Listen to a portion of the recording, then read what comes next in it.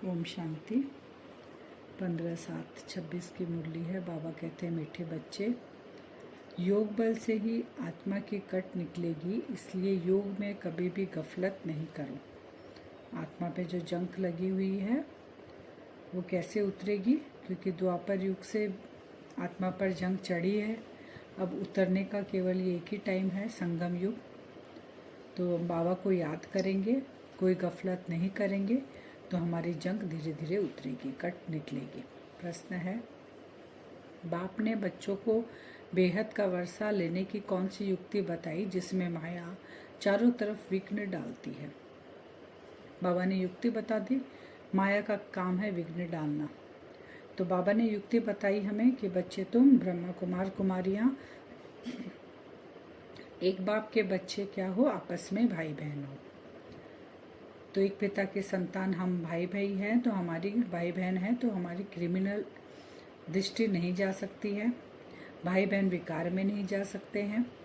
तो हमें शिव बाबा की मत पर चलकर बेहद का वर्षा लेना है।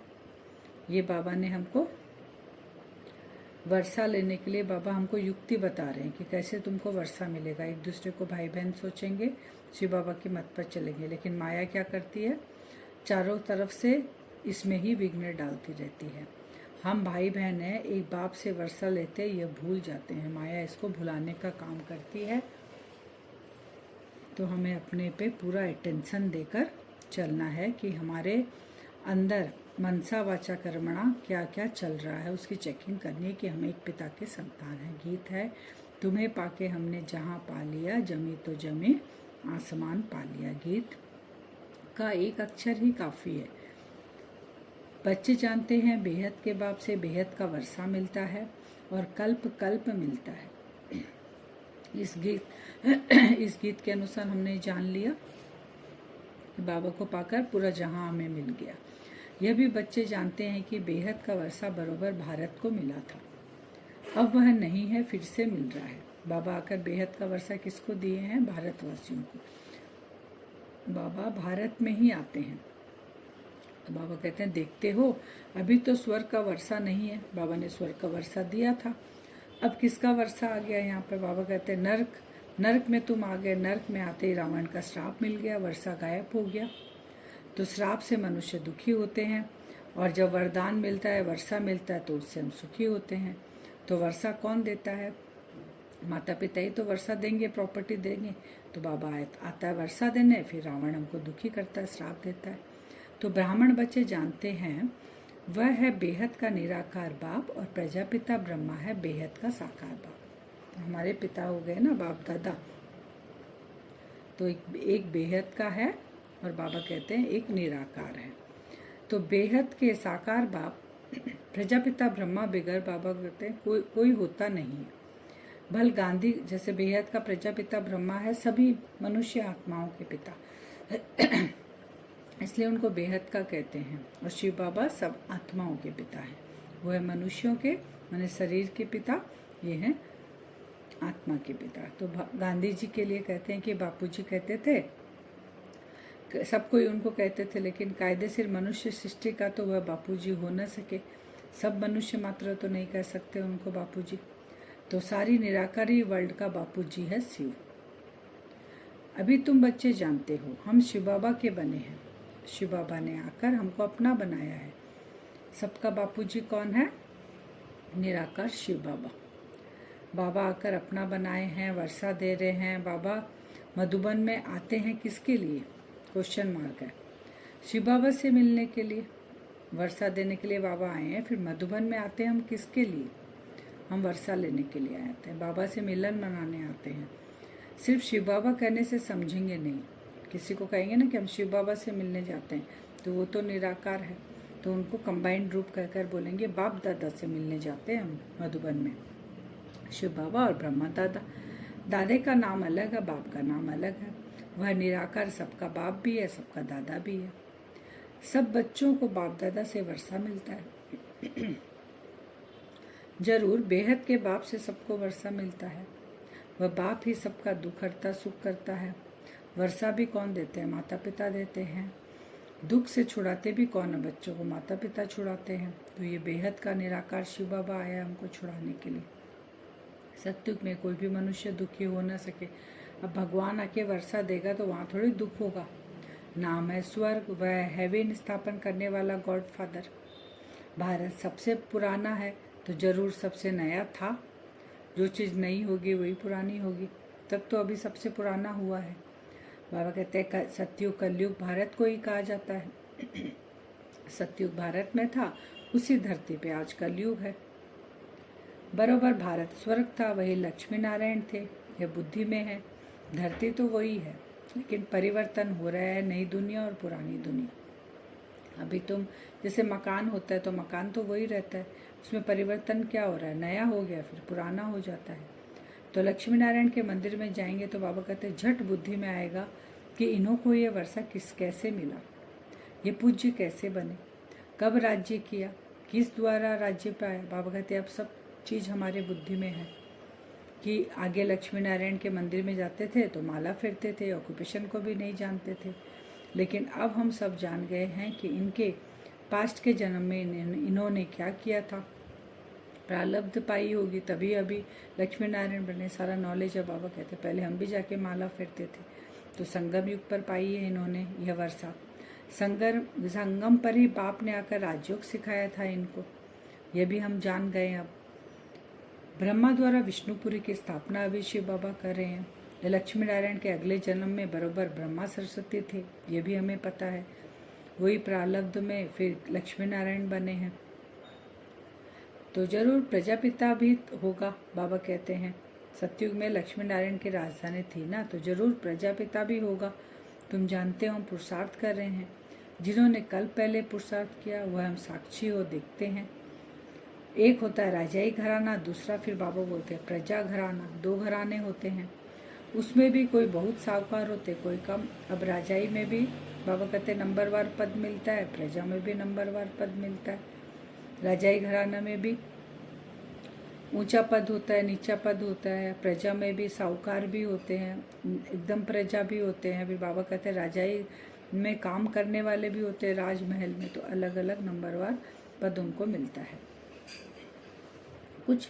तो बाबा कहते तुम कहेंगे यह तो जगत अम्बा, कल पहले भी जगत अम्बा जगत पिता थे। अभी जो जगत अम्बा जगत पिता है, जो भविष्य में लक्ष्मी नारायण बनेंगे, वो कल पहले भी ऐसे ही थे। संगम युग पर, संगम पर बाबा राजयोग सिखा रहे हैं। जगत अम्बा के बच्चे भी ढेर हैं, परंतु इतने सभी को तो बिठा नहीं सकते। बाबा कहते बच्चे तो बहुत है, लेकिन बिठाएं सबको नहीं ना। सब घर गृहस्थी में रहकर हमें पुरुषार्थ करना है, क्योंकि सतयुग में हम गृहस्थी रहेंगे। लेकिन वो गृहस्थी कैसी रहेगी? संपूर्ण पवित्र गृहस्थी रहेगी। तो गृहस्थी में रहकर ही हमको पुरुषार्थ करना है। पोप जो होता है ना, पोप भी गॉड को याद करते हैं, कहते हैं ओ गॉड फादर रहम करो, इन मनुष्यों की क्रोधी बुद्धियों को पलटाओ तो यह आपस में लड़े नहीं। पोप भी क्या कहते हैं?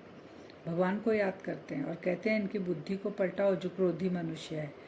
याद तो बाप को ही करेंगे ना। अगर कोई को याद नहीं करते, शिव बाबा को ही पुकारते हैं कि आकर पतितों को पावन बनाओ। पावन बनेंगे फिर तो इस छीछी रावण की दुनिया में रह नहीं सकेंगे, फिर जरूर नई दुनिया चाहिए। बाबा कहते जाने अनजाने अपने पिता को ही पुकारते हैं कि आकर हमको दुख से छुड़ाओ, चाहे वो कोई भी धर्म के हों। नाम अलग अलग बोल देते हैं। तो बाप से थोड़ा भी आकर अगर सुनते हैं तो बाबा कहते स्वर्ग में तो जरूर जाएंगे। फिर भी हेवनली गॉड फादर के सामने आकर बैठे हैं। बाप समझाते हैं मैं सबका बाप हूँ ना। कोई मानते नहीं है शिव बाबा कैसे आएंगे। बहुत जन बोलते हैं निराकार है कैसे आएंगे, तो उनको बोलो अरे आत्मा जब आ सकती है, शरीर धारण कर सकती है, तो बाबा क्यों नहीं आ सकते हैं। बाबा कहते नहीं तो मैं कैसे आऊँ तुमको पतित से पावन बनाने, दुख से छुड़ाने के लिए। मैं तो निराकार हूँ, तो जरूर मुझे शरीर का आधार लेना पड़ता है। मैं हर कल्प कल्प के संगम पर ही आता हूँ। तुम जब 84 जन्म पूरे करते हो, बाबा कहते तब मैं आता हूँ, बीच में नहीं आता हूँ। तभी आकर मैं तुमको नई दुनिया का वर्षा देता हूँ। पुरानी दुनिया को मैं बदल कर नया बनाता हूँ, विनाश करता हूँ पुरानी दुनिया का। बाबा कहते हैं फिर विनाश कर कर नई दुनिया स्थापन कर कर बाबा चले जाते हैं। बाबा कहते फिर तुम पालना करते हो। जो अभी संगम पर मुझसे वर्षा ले रहे हो। तो जैसे फिर बाबा एक बता रहे, जैसे काली का मंदिर देखेंगे तो समझेंगे ये झूठा चित्र है। काली बरोबर जगदम्बा है, परंतु ऐसे भयानक रूप नहीं है। काली का मंदिर देखते हैं, रोशनी मिल गई अब हमें, तो हमें जब काली का मंदिर हम देखते हैं, क्योंकि ज्ञान का तीसरा नेत्र खुल गया, तो हमको वो झूठा लगता है। काली बरोबर जगदम्बा ही है।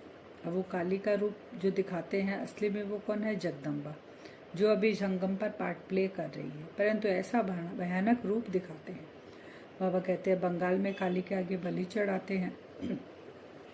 जगदम्बा के भी लाखों मंदिर है, सदैव बाबा कहते हैं वहाँ मेला लगा रहता है। छोटी सी मूर्ति रखी है ना, नाम भी रख दिया है जगदम्बा, क्यों? जगदम्बा सबकी मनोकामना पूर्ण करती है। जगदम्बा तो एक होनी चाहिए। सिंध में काली का मंदिर, अब जगदम्बा का भी रूप कैसा कैसा दिखा दिया, जगदम्बा का ही रूप बना दिया काली का। तो बाबा कहते हैं रूप तो एक ही होगा ना, एक आदमी का जो नाम है, उस नाम का, जैसे ब्रह्मा बाबा एक ही रूप है, अब अलग अलग ब्रह्मा बाबा का रूप अलग अलग नाम से लगाएंगे तो वो पहचानेंगे कैसे कोई? तो पहचान कैसे होती है? एक ही आत्मा का जिस शरीर में है उसी रूप से उसको पहचाना जाता है। और यहाँ जगदम्बा का अलग अलग रूप दिखा दिया। काली का मंदिर भी बाबा बोलते कैसा बनाया था। एक बार किले में बम फटा तो एक फकीर ने कहा कि, बाबा एक बता रहे हैं, किसी को साक्षात्कार हुआ था, किले में बम फटा तो काली माता गुस्से में आई, बस उसने जाकर वहाँ काली का मंदिर बना दिया। अब काली है कौन कुछ भी नहीं जानते, तुमको अब नॉलेज मिली है, वो बस उनको दिखा और वो जाके बना दिया। बाबा कहते तुम बता सकते हो उनके पूरे बायोग्राफी के बारे में, ऐसी कोई नहीं जिसको तुम न जानो, क्योंकि हमको नॉलेज देने वाला कौन है? स्वयं ज्ञान का सागर परमात्मा है। पहले नंबर का दुख तब शुरू होता है, बाबा कहते हैं, जब कुमार कुमारी शादी करते हैं। तुम्हें तो शादी करने का भी ख्याल भी नहीं आना चाहिए। बाबा कहते हैं दुख जो लौकिक में हम क्या करते हैं, शादी करते हैं बच्चों की, तो बाबा कहते हैं सबसे बड़ा दुख वहीं से शुरू होता है, क्योंकि बाबा आए हैं पवित्र बनाने, और हम परमात्मा धरती पे आए और हम अपवित्र बन रहे हैं, तो सबसे बड़ा दुख का कारण वो है।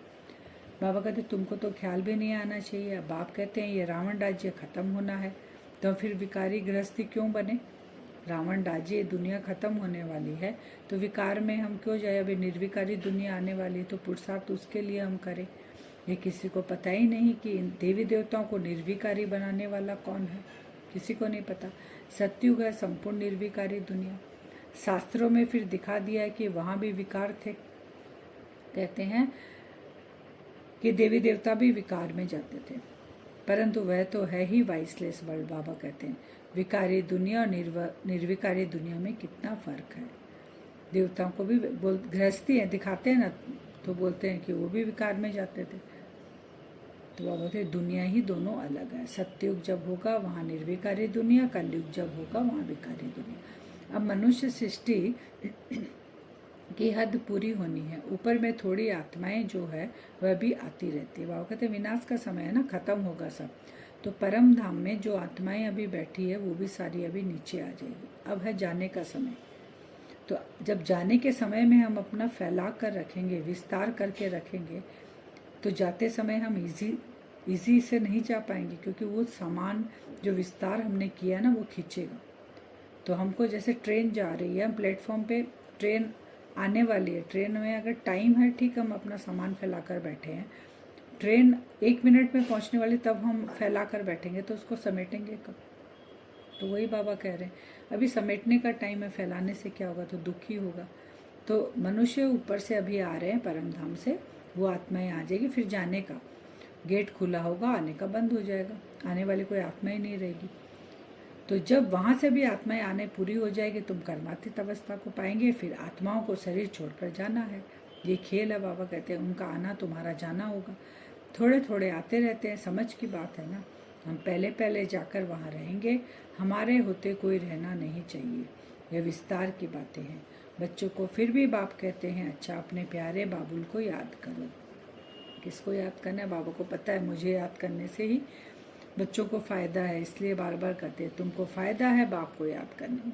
यह हिस्ट्री ज्योग्राफी तो मनुष्य बहुत पढ़ते हैं, बहुत दूर दूर जाते हैं, मून में भी जाते हैं, ये साइंस का घमंड, अति में जाते हैं। मून में कुछ खड़ा थोड़े ही है, तुम तो सूर्य चांद से भी पार हो जाते हो। यह नॉलेज तुम्हारी बुद्धि में अभी है, समझते हो। ड्रामा प्लान अनुसार बाबा यह सब बतलाते हैं। बाबा स्टार्टिंग में ही सारा ज्ञान नहीं दे देते। बाबा कहते हैं ज्ञान भी स्टेप बाय स्टेप देते हैं, जैसा समय होता है उस अनुसार बाबा हमको ज्ञान देते हैं। बाबा कहते हैं स्कूल में कॉलेज में पढ़ाई पढ़ने जाते हो तो सारा सिलेबस फर्स्ट में थोड़ी पढ़ा देंगे, साल कंप्लीट होते होते जो जो चैप्टर जैसा है एंड तक पढ़ते हैं, वैसे यहाँ पे भी है।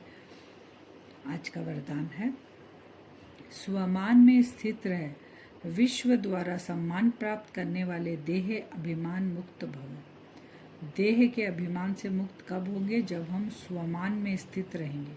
हम स्वमान में स्थित रहेंगे तो विश्व हमको सम्मान देगा, तो मेरा देह का भान छूटता जाएगा। विस्तार है, पढ़ाई का मूल लक्ष्य है देह अभिमान से न्यारे हो, देही अभिमानी बनना। अभी जो पढ़ाई हम पढ़ रहे हैं उसमें क्या है, हम आत्मा समझकर पढ़ाई पढ़ते हैं और परमात्मा को याद करते हैं।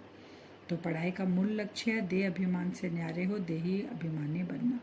इस देह अभिमान से न्यारे अथवा मुक्त होने की विधि ही है सदा स्वमान में स्थित रहना।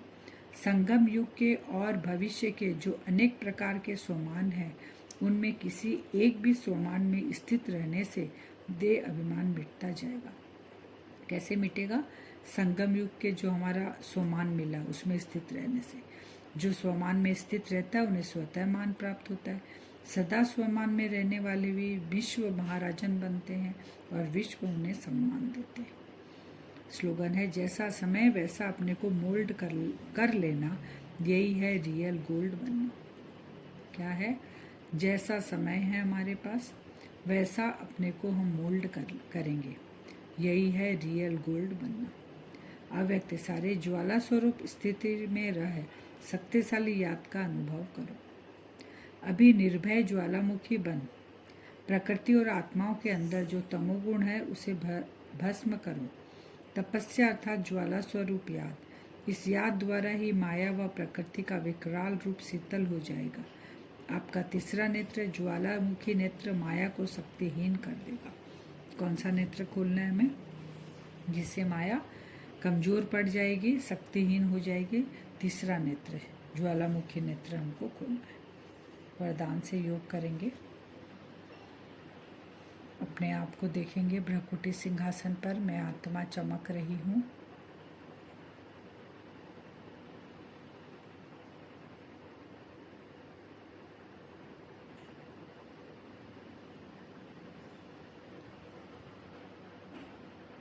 लाइट की बॉडी के साथ विजुअलाइज करेंगे मैं आत्मा उड़ चली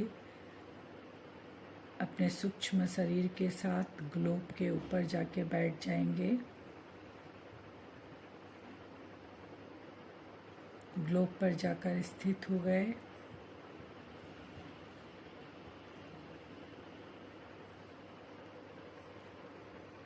मैं फरिश्ता ग्लोब के ऊपर बैठा हूँ।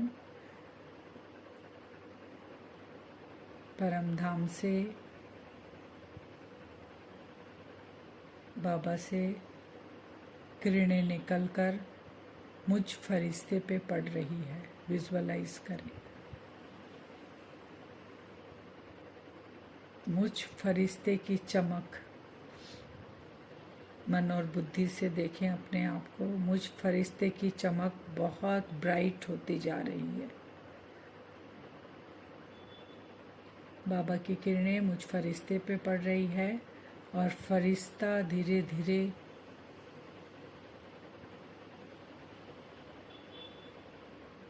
वो ब्राइटनेस फरिश्ते की, वो लाइट फरिश्ते की, वो चमक बढ़ती जा रही है।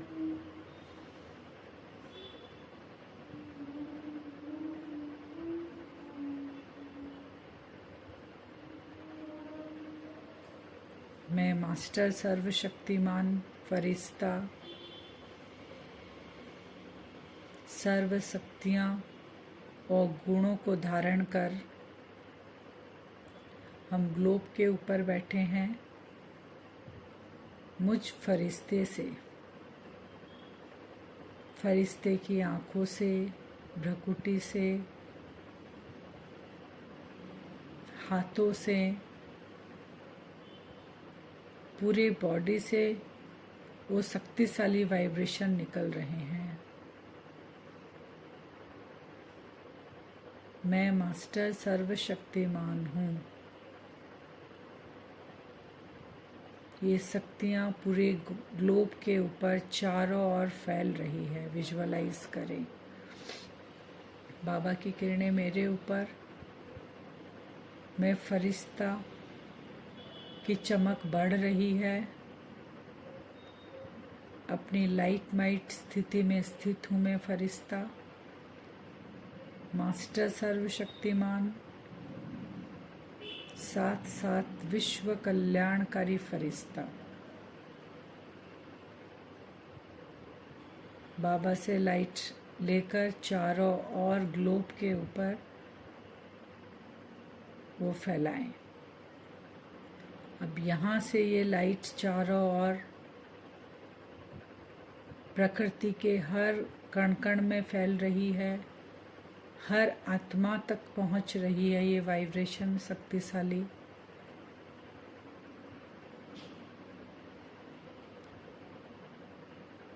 उन सबको भी ये अनुभव हो रहा है कि अब समय ज़्यादा नहीं है। अब हम सब आत्माओं को भी अपना जो विस्तार है उन सबको समेटकर सार में लाना है। सबसे पहले अपने संकल्पों को समेटना है। आत्माओं को सबको अनुभव हो रहा है कि समय अब ज़्यादा नहीं है। नई दुनिया की स्थापना बहुत जल्द होने वाली है। ऐसा वाइब्रेशन बाबा से हम वो किरणें लेकर पूरे ग्लोब पर फैलाएंगे। प्रकृति सहित हर एक आत्माओं को ये वाइब्रेशन पहुंच रहा है। सभी आत्माएं अपने विस्तार को धीरे धीरे सार में लेकर आ रही हैं। अपना बैगेज सभी पैक कर रहे हैं उस नई दुनिया में जाने के लिए।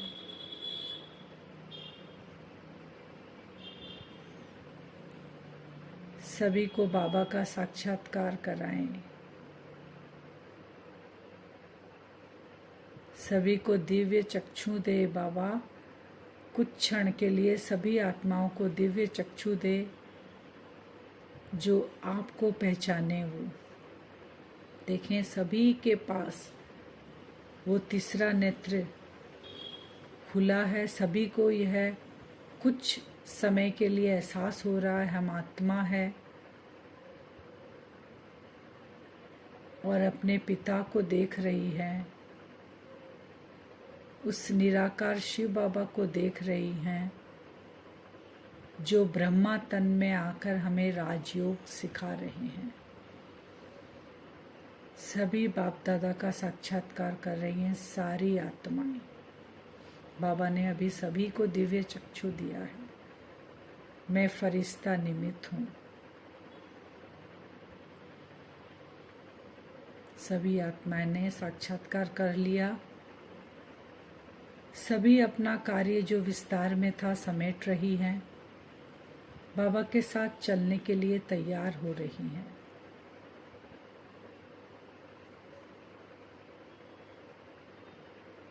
अब विजुअलाइज करें मैं आत्मा उन सबको शक्तियों का दान दे रही हूँ ताकि वो बाबा को पहचान कर राजयोगा मेडिटेशन सीखकर अपने ऊपर जो कट चढ़ी हुई है उसको उतारें वो और बाबा के साथ चलें। वो भी आत्मा भाई हैं, उनका भी कल्याण हो। ऐसा ग्लोब पर बैठकर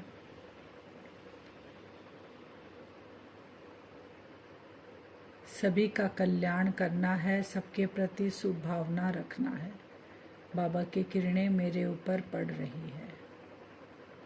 ऐसा हम आज बार बार ग्लोब पर बैठकर फरिश्ता मास्टर सर्वशक्तिमान विश्व कल्याणकारी स्थिति में स्थित होकर बाबा से लेकर सभी आत्माओं को बाबा का स्वरूप का साक्षात्कार कराएंगे।